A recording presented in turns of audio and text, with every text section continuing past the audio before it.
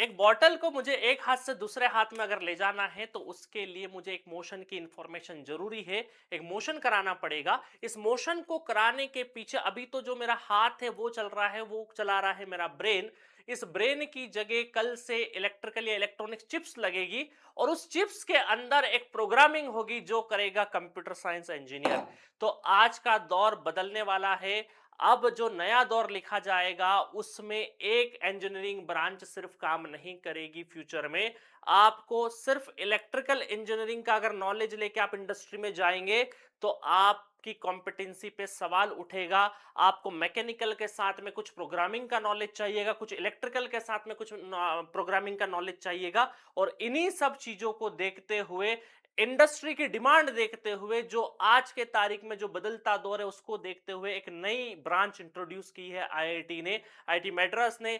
एक नई ब्रांच जिसको आरए ब्रांच से हम लोग बोलेंगे और उसका फुल फॉर्म है रोबोटिक्स एंड ऑटोमेशन। चलिए तो आज के वीडियो में हम डिस्कस करेंगे कि गेट 2027 में आईआईटी मद्रास ने जो नई ब्रांच इंट्रोड्यूस करी है उसको इसी उद्देश्य से लॉन्च किया है कि इंडस्ट्री में जो चेंजेस हो रहे हैं, वो जो आज की तारीख में रियल टाइम चेंजेस हो रहे हैं, उसको देखते हुए, इंडस्ट्री की डिमांड देखते हुए एक नई ब्रांच इंट्रोड्यूस करी है, रोबोटिक्स एंड ऑटोमेशन। तो इस वीडियो में मैं फ्यूचर स्कोप बताऊंगा, आईआईटी का मोटिव बताऊंगा, इस ब्रांच के पीछे एमटेक के क्या प्रोग्राम ऑफर होते हैं वो सब बताऊंगा आपको, इंडस्ट्री में क्या चल रहा है वो बताऊंगा और साथ में सिलेबस भी बताने वाला हूं कि गेट 2027 में अगर आप आरए देते हो, अपनी प्राइमरी ब्रांच को तो दे ही रहे हो, तैयार कर ही रहे हो, उसके साथ में अगर आपको ऑप्शन मिलता है सेकंड पेपर भरने का तो उसका भरपूर फायदा उठाइए। तो चलिए आज स्टार्ट करते हैं सबसे पहले कि कौन कौन सी ब्रांच के लिए ये ऑप्शंस खुला है। तो आरए इसका नया फुल फॉर्म है, नया ब्रांच इंट्रोड्यूस हुआ, रोबोटिक्स एंड ऑटोमेशन। तो इलेक्ट्रिकल स्टूडेंट्स वाले डीए, ईसी, इंस्ट्रूमेंटेशन, पीएच और आरए, इनके लिए एक आरए की पॉसिबिलिटी खोल दी है आईआईटी मद्रास ने। तो अब आप देखिए, इससे पहले एक इलेक्ट्रिकल का स्टूडेंट क्या करता था, इंस्ट्रूमेंटेशन का पेपर देता था सेकंड पेपर। बट अब इंस्ट्रूमेंटेशन का भी सिलेबस काफी हद तक चेंज हो चुका है। उसके लिए वो आसान होने वाला नहीं है क्योंकि इलेक्ट्रॉनिक्स वाला पोर्शन भी अच्छे से पढ़ना है उसको, वहां पे सेंसर्स भी बहुत अच्छे से, मेजरमेंट भी अच्छे से, और एनालॉग तो बहुत डिटेल में पढ़ना है। उसके साथ साथ वहां पर एमएल एआई का भी इंट्रोड्यूस कर दिया है। इस वजह से वो चाहे इलेक्ट्रिकल वाला स्टूडेंट तो नई अपॉर्चुनिटी जो मिली है आरए में, रोबोटिक्स एंड ऑटोमेशन में, इसमें सेकंड पेपर भर सकता है। दूसरा अगर बात करें, और देखिए जब शुरू शुरू में डीए आया था ना, तो डेटा जो आया था डीए का, जो नया ब्रांच आया था, तो बहुत सारे स्टूडेंट नए नए कम कम स्टूडेंट भरे थे और अच्छे कम मार्क्स पे भी अच्छी रैंक आ गई थी। उसके बाद इसका जो कैंडिडेट्स है गेट के अंदर, वो बहुत रैपिडली इंक्रीज हुआ है, बहुत रैपिडली इंक्रीज हुआ। ठीक है, तो उसके बाद अगर डीए का देखें तो डीए वाले अगर स्टूडेंट है तो वो आप यहां पर आरए भर सकते हैं। कंप्यूटर साइंस वाले हैं तो भी आप आरए के लिए एलिजिबल है सेकंड पेपर के लिए, और मैकेनिकल वाले हैं तो भी आप आरए के लिए एलिजिबल है। तो बेसिकली जो सिलेबस का भी ध्यान रखा गया है बनाने के लिए, बनाने के पीछे, उसमें इलेक्ट्रिकल, मैकेनिकल और कंप्यूटर साइंस तीनों ब्रांचेस का ध्यान रखा है। ठीक है, तो ये तो रही ब्रांचेस की बात। अब बात करते हैं हम गेट में जो सिलेबस है। तो सबसे पहले तो 15 मार्क्स का आपका जो 15 मार्क्स है वो आपके एप्टीट्यूड और इंग्लिश वाला जो है, एप्टीट्यूड प्लस इंग्लिश, ये कॉमन रहने वाला है 15 मार्क्स का। 15 मार्क्स कॉमन रहने वाला है, इंग्लिश का है ना, नॉट मैथ्स, इंग्लिश का। ठीक है, तो इंग्लिश और एप्टी का जो 15 नंबर का है वो तो कॉमन रहने वाला है। अब बचे 100 में से 85 मार्क्स, तो 85 में से 60 मार्क्स एक कॉमन सेक्शन है। इस कॉमन सेक्शन का मैं सिलेबस कुछ इलेक्ट्रिकल का दिखेगा, कुछ मैकेनिकल का देखने वाला है। चलिए देखते हैं यहाँ पे क्या होगा। तो यहाँ पर आप कॉमन सेक्शन में देखेंगे तो पहला सेक्शन है इंजीनियरिंग मैथमेटिक्स का, तो linear algebra, calculus, differential equation और प्रोबेबिलिटी एंड स्टैटिस्टिक्स आपको देखने को मिलेगा, और न्यूमेरिकल मेथड भी इसमें डाल दिया है। तो कुल मिला के आपको 1 2 3 4 5 5 टॉपिक इंजीनियरिंग मैथमेटिक्स के यहां से पूछे जाएंगे 60 नंबर के अंदर।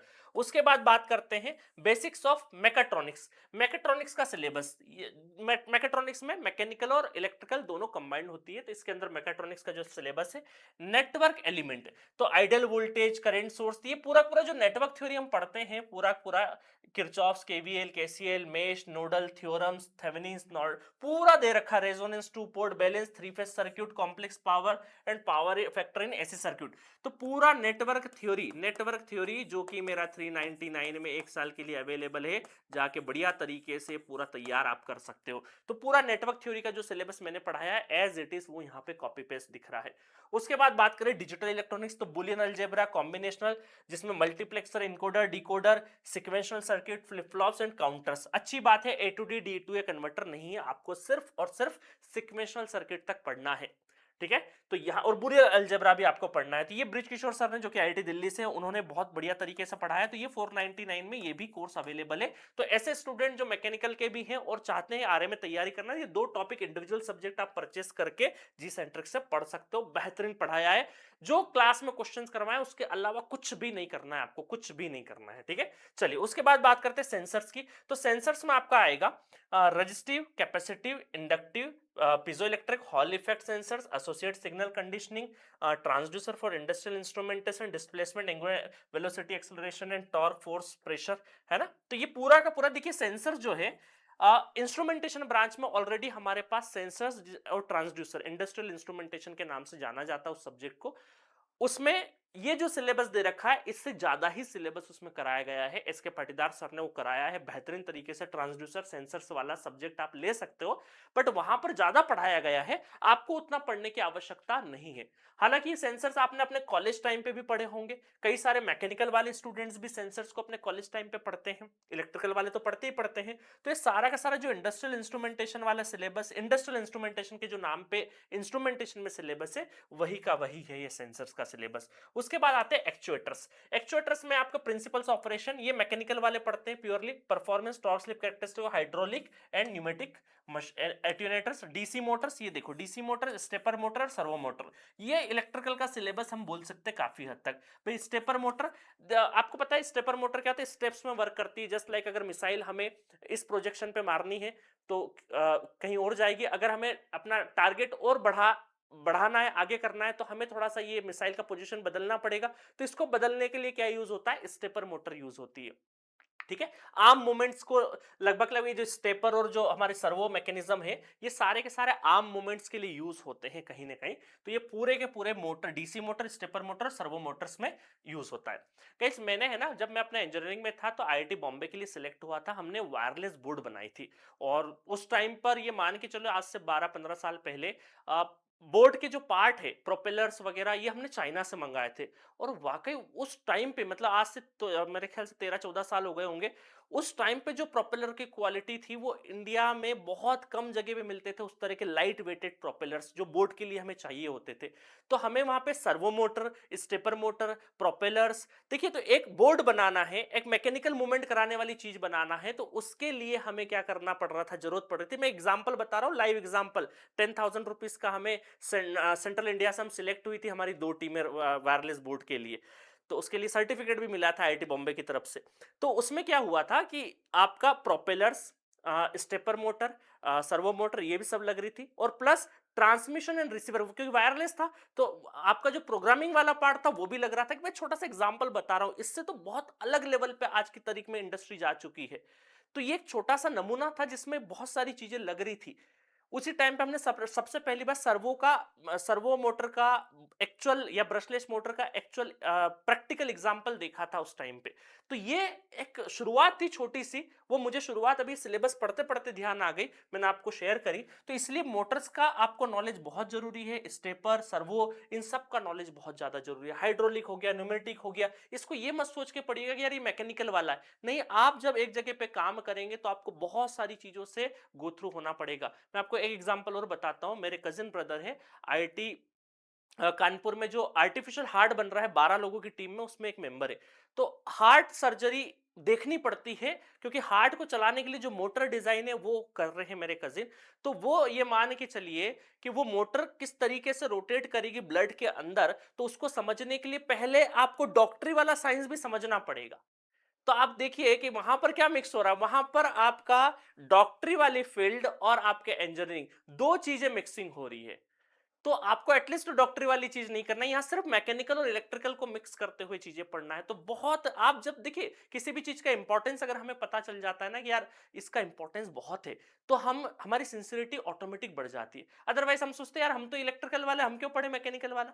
बट उसकी इंपॉर्टेंस अगर आपको समझ में आ जाएगी तो आप सीरियसली पढ़ोगे। ठीक है, चलिए तो उसके बाद बात करते हैं इंजीनियरिंग मैकेनिक्स की। तो देखिए फ्री बॉडी डायग्राम, इक्विलिब्रियम, ये जनरली हम इंजीनियरिंग जब पढ़ते हैं ना तो पहले पहले साल में फर्स्ट सेमेस्टर सेकंड सेमेस्टर किसी एक में आपको देखो बेसिक मैकेनिक्स तो पढ़ना ही पड़ता है। Free body diagram, friction applications, rolling frictions, belt, truss, frames, kinetic, dynamatic, dynamics of rigid body in plane motions, ये सारे के सारे आप 12th में फिजिक्स में भी पढ़ते हो। प्लस इंजीनियरिंग मैकेनिक्स एक सब्जेक्ट होता है आपको इंजीनियरिंग में सभी कॉमन ब्रांचेस में, वहां पर भी पढ़ते हो। अब वो अगर सीरियसली नहीं पढ़ा होगा तो भाई थोड़ा सा यहां मेहनत करनी पड़ेगी। बाकी बहुत टफ चीजें नहीं है, अगर आप प्लान कर लो कि आरए से मुझे फोड़ना है और पहली बार है, बहुत बच्चे शायद नहीं भी भरेंगे, और आप अगर इसमें बाजी मार जाते हो, अच्छी जगह से कर लेते हो, तो जिंदगी बन सकती है। कोई भी नई चीज में देखो फर्स्ट मूवर एडवांटेज होता है।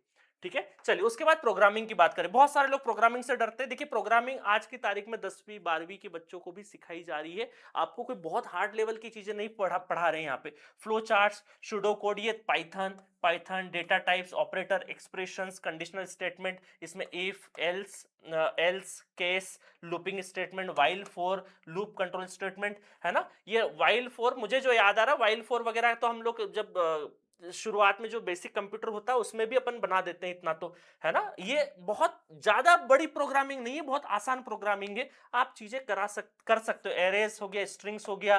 ठीक है, उसके बाद आता है डेटा स्ट्रक्चर, स्टैक। हाँ, ये मानता हूं कि प्योर कंप्यूटर साइंस का है। ये थोड़ा कॉमन चीज हम लोग काफी हद तक पढ़ते हैं अपने बेसिक कंप्यूटर्स में भी, है ना। Linked list, binary search trees, binary हिप्स, graphs, तो बहुत बड़ा सिलेबस नहीं है, तो आराम से आप इस चीज को अच्छे से कर सकते हो। Network, digital, sensor, new actuators, engineering mechanics और प्रोग्रामिंग और डेटा स्ट्रक्चर, ये बहुत कॉम्प्लेक्स सिलेबस नहीं है।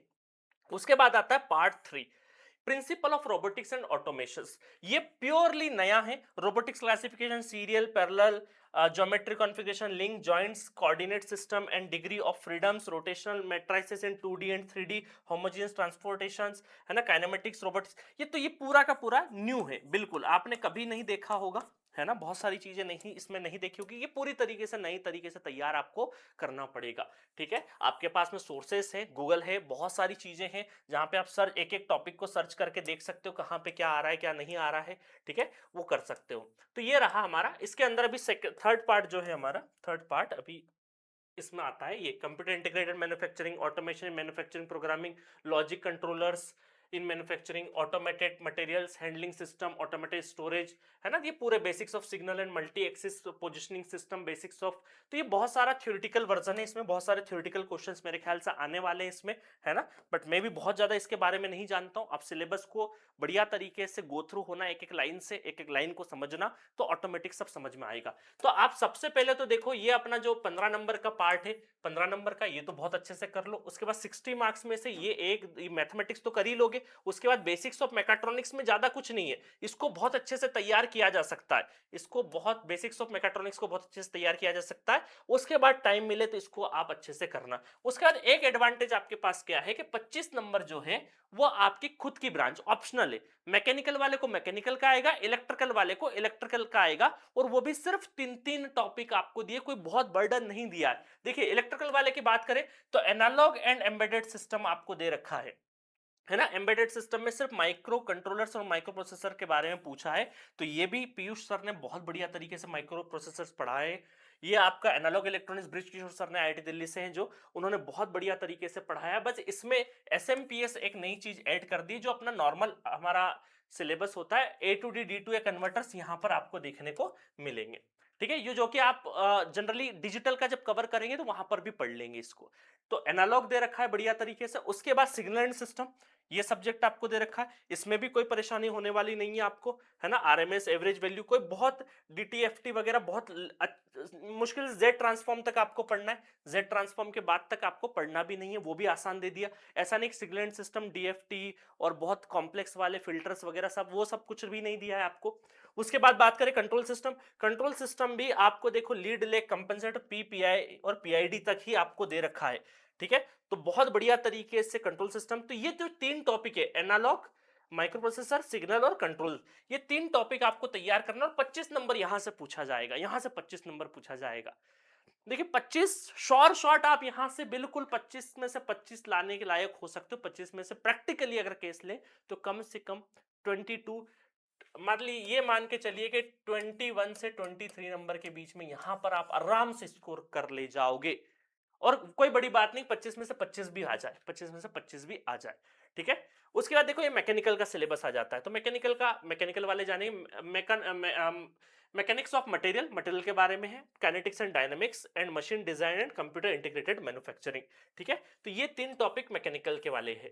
तो अब अगर बात करें इलेक्ट्रिकल वाले के लिए, अगर आप ऑप्शनल आरए लेते हो तो एक 25 नंबर यहां से स्कोर करने की पूरी पूरी संभावना है। यहां से अपन ने ले लिया, लेट अस सपोज 22 मार्क्स ले लिया थोड़ी देर के लिए, ठीक है। उसके बाद बात करते हैं 60 मार्क्स में, तो 60 मार्क्स में देखो एक तो आपका 15 है, 15 में से ये अपन इसमें ये मान के चलो कि 10 से 12 नंबर आप आराम से ला सकते हो यहां से। उसके बाद बात करें 60 की, तो 60 में अगर थोड़ी देर के लिए वर्स्ट सिनेरियो के आप ये principal of robotics and automation छोड़ के चले जाते हो, आप एटलीस्ट ये वाले 4 सेक्शन कर ले तो मैकेट्रॉनिक्स के और इंजीनियरिंग के, तो यहां से ये मान के चलो कि अगर आपने यहां से 40 मार्क्स भी, 20 मार्क्स छोड़ दो कोई दिक्कत नहीं, हो सकता है उस सेक्शन से पूछ ले, 40 मार्क्स अगर ले लें, 35 से 40 ले लो, तो 40 प्लस 12 प्लस 22 तो कितना हो गया, 4 4 5 6 7 74 मार्क्स होता है। और मैं ये बोल रहा हूं और कम कर लो, और कम कर लो, इस आरए के पेपर में अगर आप कम से कम 60 मार्क्स लेकर आ गए तो भी बहुत अच्छा रैंक लेके आ जाओगे। और कोई बहुत अलग से आपको कुछ सेपरेट तैयारी नहीं करनी है, इंजीनियरिंग मैथमेटिक्स पढ़ना ही है, एफटी इंग्लिश तो पढ़ना ही है अपने पेपर के साथ में, आपको basics of matter, network, digital sensors, ये एक्चुएटर्स, ये ऑलरेडी 2-3 टॉपिक तो आपको पता ही है, सिर्फ न्यूमेटिक और हाइड्रोलिक मशीन्स के बारे में पढ़ना है आपको। मैकेनिक्स, ये आपका 12th वाला फिजिक्स समझ लीजिए थोड़ी देर के लिए, और ये प्रोग्रामिंग वाला बेसिक कंप्यूटर वाला कहीं से भी थोड़ा सा आप यूट्यूब करेंगे आपको 2 मिनट में समझ में आ जाएगा, कोई बहुत बड़ी बात नहीं है। ये मुश्किल से 20-30-40 घंटे के टॉपिक से आराम से कर ले जाओगे। इसको अगर अब बाद में छोड़ दो, बाद में सब कुछ तैयार कर लो, उसके बाद कुछ थोड़ा बहुत थ्योरेटिकली देख लेना, बाकी अगर छोड़ के जा सको तो भी कोई बड़ी बात नहीं है, तो भी आप बहुत अच्छा स्कोर लेके आ सकते हो जो भी आपके पास में है। क्योंकि भाई वो जो टफ सेक्शन है वो सबके लिए टफ है ना, हमें कॉम्पिटिटिव एग्जाम्स में दूसरों से बेहतर स्कोर लाना है, तो आपके लिए टफ होगा वो अगर पोर्शन, तो सबके लिए टफ होगा, तो इसमें क्यों ही घबराना है। तो प्लीज मेरा एक रिक्वेस्ट है कि जाइए, बढ़िया तरीके से आरए को आप तैयार कर सकते हैं, ठीक है। चलिए अब मैं थोड़ी स्कोप की बात कर लेता हूं यहाँ पे। बेसिकली ये तो हो गया सिलेबस, सिलेबस की अगर बात करें अपन सिलेबस के बाद, तो देखो ये पूरा के पूरा आपको एग्जाम का स्ट्रक्चर बताया है। 100 मार्क्स का पेपर है, 15 एप्टीट्यूड, 60 और 25, ठीक है। नेक्स्ट उसके बाद देखो what was this branch introduce, industry 4.0 shift, ये क्या होता है, ये बेसिकली एक नया शिफ्ट है जहां पे मैन्युफैक्चरिंग इंडस्ट्रीज में जो ऑटोमेशंस वगैरह आ रहे हैं, तो इंडस्ट्री के डेवलपमेंट के लिए जो ऑटोमेशन हो रहा है उसको बोलते हैं इंडस्ट्री 4.0 शिफ्ट, जिसमें factories, warehouse, supply chains are rapidly automated with robots and sensors and intelligent control loops. Skill gap recognitions, आप देखो मैंने बताया ना आपको कि कंप्यूटर साइंस वाले को इलेक्ट्रिकल मैकेनिकल की जानकारी होना जरूरी, उसके हिसाब से ही वो कोड बना पाएगा उसका, क्योंकि एप्लीकेशन कहाँ लगेगा वो जरूरी है। इलेक्ट्रिकल वाले को कंप्यूटर साइंस के बारे में थोड़ा बहुत पता होना चाहिए, मैकेनिकल वाले को भी यहाँ पर पता होना चाहिए। तो एक तरीके से तीनों का क्या है, समन्वय है, तीनों का समन्वय है, और वो बहुत काम आता है इंडस्ट्री में। Rise of automation system, self driving vehicles, drones, warehouse robotics, collaborative robots demanded a dedicated standardization talent pipelines, फिर alignment with a national priority, supports make in India smart manufacturing missions and India's push into advance automated and semiconductor linked hardware ecosystem. अभी आप देखो हर शहर में semiconductor के ऊपर conferences हो रही है गवर्नमेंट साइड से, तो हो सकता है उन जो सेमीकंडक्टर हब बन रहा है तो वहां पर आपको ये आरए ऑटो जो रोबोटिक्स एंड ऑटोमेशन इंजीनियर्स की जरूरत काफी पड़ने वाली है। एकेडमिक मैच्योरिटीज, देखो अब आपको क्या है, देखिए पहले क्या होता था यूजी, पहले आप इलेक्ट्रिकल वाला रोबोटिक्स को चूज करता था फोर्सफुली, मैकेनिकल वाला अलग तरीके से रोबोटिक्स में जाता था अपने डिफरेंट पेपर को लिख के। बट अब आपको एक प्लेटफॉर्म दे दिया है कि भाई आप इंजीनियरिंग करते टाइम पे ही एक पेपर रोबोटिक्स एंड ऑटोमेशन का लिख लो और उसके थ्रू जाओ आप। तो आपको एक पेपर एक प्लेटफॉर्म दे दिया है प्रॉपर तरीके से, ठीक है, जिसमें गेट स्कोर कार्ड काम आएगा। देखो अब ये फ्यूचर स्कोप क्या है, emerging domains, industrial and collaborative robotics, automation, mobile autonomous mobile robots and self driving vehicles, warehouse logistics, medical surgeries and robotics. देखिए आजकल मेडिकल और इनमें भी रोबोट्स आने लगे हैं। बहुत सारे साउथ के जो बड़े हॉस्पिटल्स है, बड़े चेन है, जैसे देवी शेट्टी साहब का एक आई हॉस्पिटल है, हार्ट हॉस्पिटल है, बहुत सारा उनका वेंचर्स है, वहाँ पद्म विभूषण मिला हुआ उनको। और बहुत नामी ग्रामी डॉक्टर है। उन्होंने वहाँ पर आपका जो आई का जो ऑपरेशन होता है वो फुल्ली ऑटोमेटेड होता है, कोई भी ह्यूमन नहीं, कंप्यूटर पे डेटा डाला, आराम से जाएगा रोबोट और ऑपरेशन करके आएगा। ये अभी हो रहा है राइट नाउ, ऐसा नहीं कि होगा, हो रहा है। देवी शेट्टी साहब, वो मेरे कजिन ब्रदर है ना, जो आर्टिफिशियल हार्ट बनाते हैं, उनके साथ में उनका काफी अच्छा कोलैबोरेशन रहा है, काफी हार्ट के सर्जरीज उनके साथ में देखी है उन्होंने। Agriculture and automation, precision farming robots, aerial robotics, humanoid robots and AI intellect embedded system, है ना, ये सारे के सारे पढ़ लेना, बाकी तो बहुत बढ़िया तरीके से। ये डायरेक्ट पाथ, अब आप देखो आरए का scores can directly use direct for MTech, MS, PhD admissions, robotics, mechatronics and automatic focused programs, remove earlier mismatch. पहले क्या होता था, मिसमैच होता था कि भाई एमई या डबल ई का पेपर लिखते थे और फिर अलाइन करते थे वहां पे, ठीक है। इंस्टीट्यूशनल रिलेवेंस आपका देखो, सारे आईआईटीज ने डेडिकेटेड ऑटोमेशन पे काम करना स्टार्ट कर दिया है, और ये पूरा का पूरा strengthen AI robot centres, industry sponsored projects, आपके इंक्यूबेशन सेंटर्स बने हर आईआईटीज में। आपके जो स्टार्टअप्स है, थोड़े जो आइडिया है, उस पर फंडिंग हो रही है, सीएसआईआर फंडिंग भी काफी मिल रही है अब आपको ऑटोमेशन सेक्टर में, ठीक है। तो ये पूरा का पूरा 31st पेपर है गेट का, जिसमें 2 स्ट्रीम्स मेनली अलाउ है आपका, double E mechanical, computer science तो है ही है, और 180 मार्क्स का पेपर है, 180 मिनट्स का पेपर है, और 100 मार्क्स का पेपर होगा, ठीक है। ये आपकी manufacturing, production, logistic, emerging employ skill premium. तो जाइए बढ़िया तरीके से, एक नई ब्रांच जो कि डिकेड्स तक राज करने वाली है, उस ब्रांच से आप फर्स्ट मूवर एडवांटेज ले सकते हैं, कोई बहुत अलग से कुछ नहीं करना है।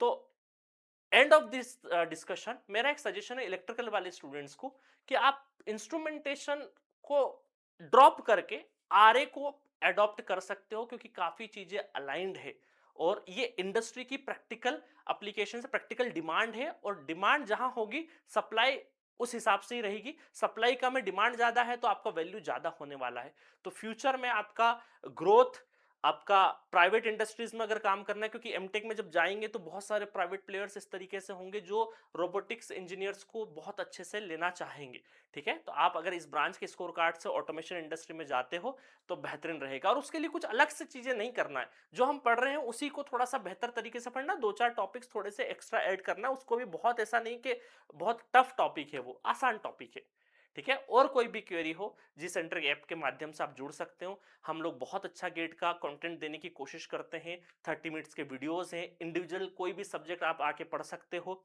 चैट बॉक्स में अपना डाउट पूछ सकते हो, पर्सनल गाइडेंस भी ले सकते हो, मेंटरशिप, पेड मेंटरशिप है उसको भी ज्वाइन कर सकते हो। तो मेरी तरफ से आप सभी को शुभकामनाएं, बढ़िया तरीके से आरए के ऊपर ध्यान दीजिए और आने वाले फ्यूचर में अपनी हिस्सेदारी बढ़ाइए। Okay, thank you so much.